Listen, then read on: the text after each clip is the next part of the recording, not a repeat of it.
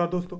स्वागत है आप सभी का आपके अपने YouTube चैनल आरवी योजना पर। एक बार फिर हाजिर हो चुके हैं आज की लेटेस्ट न्यूज़ लेकर और आज की ताज़ा खबर। जी हाँ, सभी के लिए बड़ी खबर यहाँ पर आ चुकी है।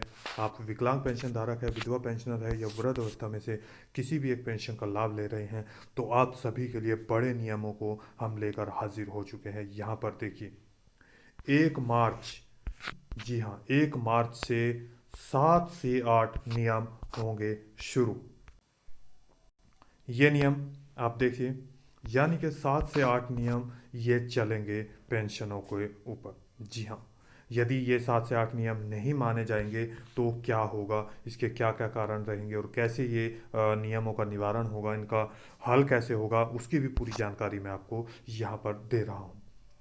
इनको नहीं मिलेगी पेंशन। जी हाँ, इनमें से कौन से ऐसे लाभार्थी हैं जिनको ये पेंशन राशि नहीं दी जाएगी, भविष्य में हमेशा के लिए बंद कर दी जाएगी। इसके साथ साथ यहीं पर कहीं पर देखिए, खुशी है तो कहीं पर यहाँ आप देख सकते हैं गम यानी दुख का भी कारण आप देख रहे हैं। इनको पेंशन राशि नहीं दी जाएगी। इसी के साथ साथ आप सभी के लिए खुशखबरी ये भी है कि 3 राज्यों में बढ़ेगी पेंशन राशि। जी हाँ, 3 राज्यों में पेंशन जो है बढ़ा कर दी जाएगी। विकलांग पेंशन धारक है, विधवा पेंशनर है या वृद्ध अवस्था में से किसी भी एक पेंशन का लाभ ले रहे हैं तो आप सभी को इसकी पूरी जानकारी, पूरी संपूर्ण डिटेल हम यहाँ पर देने वाले हैं और आप सभी का इंतज़ार भी आपको समाप्त होने वाला है पेंशन से संबंधित नियमों का। जी हाँ, तो पूरी जानकारी आपको देते हैं। यदि आपने अभी तक चैनल को सब्सक्राइब नहीं किया है जल्दी से कर दीजिए, साथ ही बेल आइकन के बटन को दबाना न भूलें। वीडियो को लाइक और शेयर ज़रूर करें ताकि आप सभी का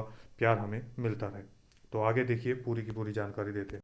यहाँ पर देख सकते हैं सभी के लिए यानी कि सभी लाभार्थियों के लिए बड़ी खुशखबरी और बड़ी खबर लेकर हाजिर हो चुके हैं। यहाँ पर देख सकते हैं कुछ पेंशन धारकों के लिए बड़ी बुरी खबर भी है, यानी कि किसी के लिए खुशी है तो किसी के लिए दुख भी है। यहाँ पर सभी लाभार्थियों को ये जानकारी आती आवश्यक है, यानी कि ये जानकारी देना बहुत ज़्यादा ज़रूरी है। किसकी पेंशन बढ़ेगी, किसको पेंशन नहीं दी जाएगी और इसके साथ साथ किसकी पेंशन हमेशा के लिए बंद कर दी जाएगी, पूरी डिटेल से जानकारी हम आपको देने वाले हैं। इसी के साथ साथ दी गई सारी जानकारी आपकी जो है डिटेल वाइज आपको यहाँ पर हम दे रहे हैं। आगे बढ़ते देखिए, आप सभी के लिए एक और बड़ी खबर पेंशन से जुड़ी हुई है। लाभार्थियों को एक जरूरी सूचना, 1 मार्च 2024 से पेंशन लेनी है तो करने होंगे 7 से 8 नियमों पर कार्य। जी हाँ, जो आपको हम नियम बता रहे हैं उन नियमों पर आपको कार्य करने होंगे। जो यहाँ पर 7 से 8 नियम आपको हम बताने वाले हैं। इसके साथ साथ इन नियमों का, जी हाँ, कौन कौन से पालन आप नहीं करते हैं तो भविष्य में क्या होगा, देख सकते हैं। भविष्य में पेंशन राशि नहीं दी जाएगी। जिनकी पेंशन राशि अभी तक रुकी हुई है उनकी भी पेंशन राशि आगे ट्रांसफ़र नहीं की जाएगी। तो इसका क्या कारण होगा और इसका निवारण क्या है, क्या क्या डॉक्यूमेंट्स है, कौन कौन से 7 से 8 नियम हैं, संपूर्ण जानकारी आगे पढ़िएगा। लाभार्थी को यदि भविष्य में पेंशन लेनी है तो यहाँ देखिए, इन निम्नलिखित 7 से 8 नियमों का पालन करना होगा। निम्नलिखित यानी कि जो नीचे लिखे गए हैं हम आपको यहाँ पर दिखा रहे हैं। मीडिया रिपोर्ट से पूरी जानकारी हम आपके साथ साझा कर रहे हैं। देखिए, 7 से 8 नियम कौन कौन से हैं ये मैं आपको दिखा रहा हूँ। सबसे पहला है, बैंक अकाउंट जॉइंट नहीं होना चाहिए। इसका मतलब क्या है, यदि किसी भी लाभार्थी का नए नियम के अनुसार बैंक खाता यानी कि 1+1 दो इंसानों के नाम पर है तो या इसको जॉइंट बैंक खाता बोला जाता है। और यदि ये किसी का है तो आपको पेंशन राशि भविष्य में नहीं दी जाएगी। आपको क्या करना होगा, आपको ये जॉइंट खाता जो है वो हटाना होगा और इसमें से जो भी लाभार्थी हैं उनका अलग से अकाउंट बनवाना होगा, सिंगल उन्हीं के नाम पे। उनकी सारे जो डॉक्यूमेंट्स है, क्या क्या डॉक्यूमेंट्स, किस पेंशन राशि में क्या क्या डॉक्यूमेंट चाहिएंगे, पूरी डिटेल मैं नीचे आपको बताने वाला हूँ। तो आपको ये पूरे की पूरी जानकारी यहाँ पर आपको मिलेगी। तो जो भी ये लाभार्थी हैं इनका अलग से बैंक अकाउंट आपको खुलवाना होगा, और जो डॉक्यूमेंट्स है वो जाकर पेंशन पोर्टल पर, यानी कि समाज कल्याण विभाग या महिला कल्याण विभाग या दिव्यांगजन सशक्तिकरण विभाग जो भी है, जहाँ पर भी है वहाँ जितने भी नज़दीकी आपके जो भी जिस पेंशन से संबंधित अधिकारी बैठते हैं उससे जाकर आप संपर्क कर लीजिएगा। इसके बाद आते हैं बैंक केवाईसी और बैंक ई केवाईसी। जी हाँ, इन दोनों में क्या अंतर होता है इनका भी मैं बता दूं, देखिए। और नंबर 3 एक और पॉइंट है, इन तीनों को पूरा कंप्लीटली मैं आपको यहाँ पर दिखाने वाला हूँ। थोड़ा सा मैं यहाँ देखिए, यहाँ पर लिखा है bank KYC, bank e KYC, और नंबर 4 है बैंक एनपीसीआई।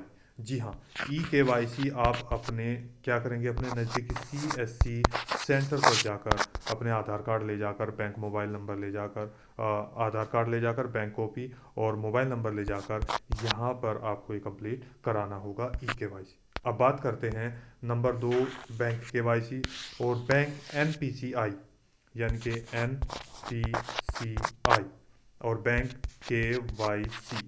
तो ये दोनों आप अपना आधार कार्ड लेकर जाएंगे और अपने आधार कार्ड पर अपने सिग्नेचर जो भी आप करते हैं या यानी कि अंगूठा लगाते हैं वो यहाँ पर लगाएंगे, तो आपको ये पेंशन से संबंधित जो समस्या है ये समाप्त हो जाएगी। आप बैंक के अधिकारी को जाकर ये कर देंगे तो 40 अगर मैं बात करूँ 48 घंटे समथिंग, यानी कि जो वर्किंग टाइम है 3 दिनों के, या 3 से 4 दिन में, ये उससे पहले पहले आप कंप्लीट करा लीजिएगा और ये कंप्लीट हो जाएगा। जी हाँ, ये कार्य भी आपको कराना होगा। यदि आपका ये कार्य नहीं हो रहा है, ये भी नहीं हो रहा है, ये भी नहीं हो रहा है, तो भी आपको पेंशन राशि नहीं दी जाएगी। अब बात करते हैं नंबर 5 विकलांग पेंशन के लिए विकलांगता प्रमाण पत्र। जी हाँ, यदि आप विकलांग पेंशन धारक हैं और आपके पास विकलांगता प्रमाण पत्र अपडेट नहीं हुआ है, अगर आप नई पेंशन राशि बना रहे हैं तो आपके पास विकलांगता प्रमाण पत्र है तो भी आपकी नई नहीं बनेगी। और यदि आपकी पुरानी पेंशन राशि है और आपने विकलांगता प्रमाण पत्र उसमें नहीं अपडेट किया है तो आपकी पेंशन राशि हमेशा के लिए बंद हो जाएगी, तो ये भी आपको कार्य कराना होगा। इसके बाद नंबर 6 आती है विधवा पेंशन। जी हाँ, विधवा पेंशन के लिए प्रमाण पत्र, यानी कि पति का क्या, मृत्यु प्रमाण पत्र। जी हाँ, मृत्यु प्रमाण पत्र आपको पति का सबमिट करना होगा। उसके साथ साथ बहुत सारे ऐसे लाभार्थी हैं जिन्होंने ये प्रमाण पत्र अभी तक नहीं भेजा है, तो जिस कारण से उनकी पेंशन राशि रुक रही है। और क्या क्या है वो भी मैं आपको आगे बताऊँ। नंबर 7 की मैं बात करूँ तो यहाँ पर देखिए आधार कार्ड। जी हाँ, बहुत ज़्यादा ये बहुत बड़ी अपडेट मैं आपको दे रहा हूँ। आधार कार्ड यदि 10 साल से पुराना है और जिसने अपडेट नहीं कराया है तो उनकी भी पेंशन राशि यहाँ पर रुक जाएगी। आपको करना क्या होगा, अपडेट यानी फ़ोटो लगा हुआ होना चाहिए, मोबाइल नंबर अपडेट यानी कि मोबाइल नंबर से जुड़ा होना चाहिए, और आधार कार्ड को आप अपडेट करा लेना अति आवश्यक है। जैसे ही आप ये कराएंगे तो आप जाकर ये यानी कि कार्य आपकी पेंशन राशि आना प्रारंभ हो जाएगी। इसके बाद नेक्स्ट यहाँ देखिए सरकार के द्वारा एक नया नियम लागू कर दिया गया है, जो 8वां नियम आप सभी के लिए बहुत ज़्यादा जानना अति आवश्यक है। और इसके साथ साथ आपको डॉक्यूमेंट्स कौन से हैं, वे कौन कौन से 3 राज्य हैं जिनमें पेंशन राशि बढ़ाकर दी जाएगी, वो भी मैं आपको बताने वाला हूँ। आगे बढ़ते हैं उससे पहले यदि आपने अभी तक चैनल को सब्सक्राइब नहीं किया है आरबी योजना को, तो जल्दी से कर दीजिए, साथ ही बेल आइकन के बटन को दबाना न भूलें, और इसके साथ वीडियो को लाइक ज़रूर करें, शेयर भी। तो आगे देखिए नंबर 8, जिन वृद्धावस्था पेंशन धारकों की पेंशन नहीं बनी है या उन्हें बनवानी है, और बनवाने के साथ साथ जिनकी पेंशन राशि रुक गई है, जिनकी एज यानी कि उम्र 70 साल, 75 साल या 80 साल हो गई है, तो उनके पास जन्म प्रमाण पत्र और नहीं है, यानी कि जिनकी उम्र या एज 70 साल से अगर मैं बात करूँ जो ओल्ड एज पेंशन की पेंशन राशि है वो यहाँ पर 60 साल से अधिक आ जाती है, जिसकी एज अलग अलग राज्यों में अलग है। जैसे कि महिलाएं की अगर मैं बात करूँ, जो महिलाएं हैं उनकी 55 साल है अलग अलग राज्यों में। कुछ राज्यों में जैसे अगर यूपी की बात करें तो यहाँ पर 60 साल है, 60 साल में दोनों के लिए। और यहाँ पर फीमेल और मेल के लिए जैसे राजस्थान की अगर बात करें तो मेल और फीमेल दोनों के लिए अलग अलग है 55 साल, और मेल के लिए 60 साल। इससे ऊपर ही ओल्ड एज पेंशन बन जाती है। लेकिन यहाँ पर यदि 70, 75 और 80 साल की एज है और आपके पास जन्म प्रमाण पत्र नहीं है तो आप क्या करेंगे? देखिए, तब यदि इनका 40 वर्ष या 40 वर्ष से अधिक का पुत्र है, बेटा है, तो आप सरकारी नियम के अनुसार उनका जन्म प्रमाण पत्र अपनी जो पेंशन राशि है उसमें लगा सकते हैं, अपडेट करा सकते हैं। और यहाँ जहाँ पर ये अधिकारी बैठते हैं, आप अपने नज़दीकी सीएससी सेंटर पर जाकर ये कंफर्म कर सकते हैं कि आपके वृद्धावस्था के जो पेंशन धारक है वो कहाँ पर बैठते हैं। शायद आपके समाज कल्याण विभाग या विकास भवन में कहीं पर भी बैठते होंगे, तो पेंशन आपकी आ जाएगी। आपको ये डॉक्यूमेंट्स लगाने होंगे। अब बात करते हैं आगे आपके सभी डॉक्यूमेंट्स की। जी हाँ, सभी लाभार्थियों को किन किन डॉक्यूमेंट्स की, किन किन कागजातों की आवश्यकता होती है, ये मैं आपको बता दूँ। किसी भी पेंशन राशि के लिए, नई पेंशन राशि हो, यहाँ पर न्यू पेंशन राशि हो या ओल्ड पुरानी पेंशन राशि हो, तो सभी के लिए यही डॉक्यूमेंट्स आपको चाहिएंगे। देखिए, विधवा पेंशन धारक है, वृद्धावस्था पेंशन है या विकलांग पेंशनर है, कौन कौन से डॉक्यूमेंट्स हैं ध्यान से देखिएगा। आपके पास आधार कार्ड होना चाहिए, पैन कार्ड भी अब आवश्यक कर दिया है तो पैन कार्ड भी आप बनवा लीजिएगा। आय प्रमाण पत्र, जाति प्रमाण पत्र। आपकी अगर आय की मैं बात करूं तो आपकी अलग अलग पेंशन के हिसाब से हैं, जो 40 साल से लेकर यहाँ पर 2 लाख रुपए तक का चल जाता है। तो वो आपकी पेंशन के ऊपर डिपेंड करता है कि आप कौन सी पेंशन राशि ले रहे हैं। इसके बाद जाति प्रमाण पत्र, मोबाइल नंबर, बैंक की पासबुक, पासपोर्ट साइज फ़ोटो, जीवन प्रमाण पत्र और यहाँ पर देखिए मृत्यु प्रमाण पत्र आदि सभी सर्टिफिकेट आपके पास होने चाहिए, ये अलग अलग पेंशन के लिए। जी, अब बात करते हैं कि जिन 3 राज्यों में आपको पेंशन राशि बढ़ाकर दी जाएगी वे कौन कौन से हैं। इन 3 राज्यों में पेंशन की जाएगी बढ़ोतरी। वे कौन से राज्य हैं? देखिए, बड़ी खुशखबरी भी है। 3 राज्य कौन कौन से हैं जिनमें पेंशन राशि पेंशन धारकों को बढ़ाकर दी जा रही है?